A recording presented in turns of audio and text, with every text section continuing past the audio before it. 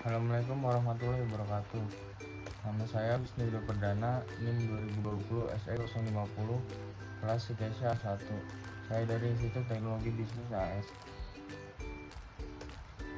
Saya di sini akan mempresentasikan Komite Audit Perbankan Syariah dan Dewan Pengawas Syariah. Yang pertama, Komite Audit Perbankan Syariah.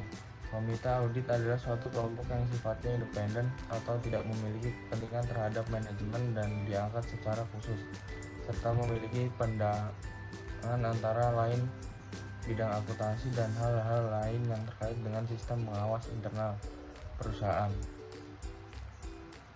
Yang kedua, Komite Audit atau Audit Komite yang biasa disingkat ASI merupakan suatu komite yang bertugas melakukan audit internal suatu perusahaan.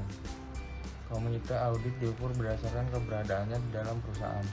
Dalam ruang lingkup good corporate governance, tanggung jawab komite audit adalah untuk menyediakan keyakinan, yaitu asuransi, bahwa perusahaan secara wajar patuh terhadap hukum dan peraturan yang berhubungan, mengarahkan dan mengelola usahanya secara etis, dan mempertahankan pengendalian yang efektif terhadap konflik kepentingan antar pekerja dan kesalahan fraud.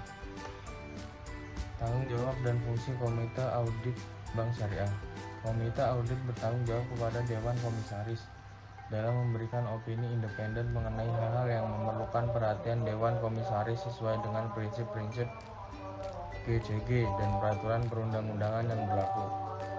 Komite audit berfungsi untuk melakukan pengawasan atas efektivitas sistem pengendalian internal audit proses pelaporan keuangan, sehingga bank dapat dikelola berdasarkan prinsip-prinsip transparansi, akuntabilitas, pertanggungjawaban, independensi, dan kewajaran. Dasar hukum pembentukan Komite Audit. Komite Audit Persaingan dibentuk guna memenuhi 1. Peraturan Otoritas Jasa Keuangan atau biasa disingkat POJK nomor 55 atau POJK 03 atau 2016 tentang penerapan tata kelola bagi bank umum.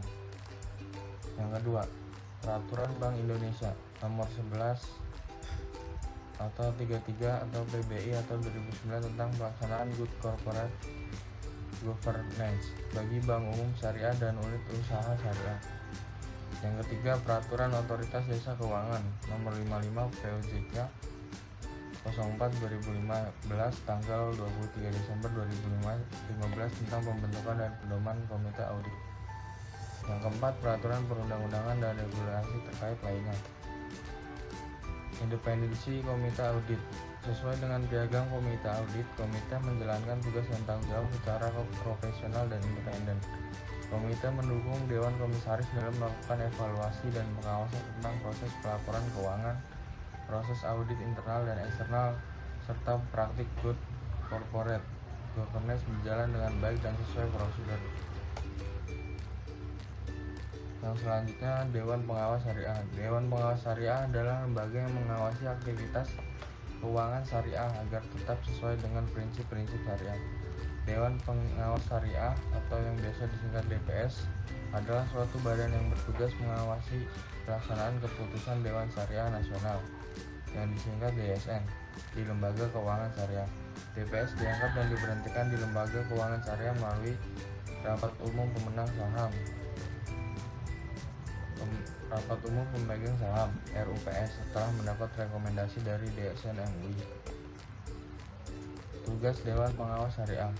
Berdasarkan Peraturan Bank Indonesia Nomor 6 Tahun 2004 Pasal 27, tugas, wewenang, dan tanggung jawab Dewan Pengawas Syariah adalah: yang pertama, memastikan dan mengawasi kesesuaian kegiatan operasional bank terhadap fatwa yang dikeluarkan oleh DSN. Yang kedua, menilai aspek syariah terhadap pedoman operasional dan produk yang dikeluarkan bank. Yang ketiga, memberikan opini dari aspek syariah terhadap pelaksanaan operasional bank secara keseluruhan dalam laporan publikasi bank. Yang keempat, mengkaji jasa produk bank yang belum ada fatwa untuk diminta fatwa kepada DSN.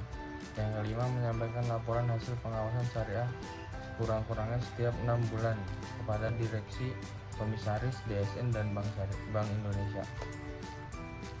Berikut adalah struktur organisasi DSN dan DPS Perbankan Syariah. Yang selanjutnya, fungsi Dewan Pengawas Syariah.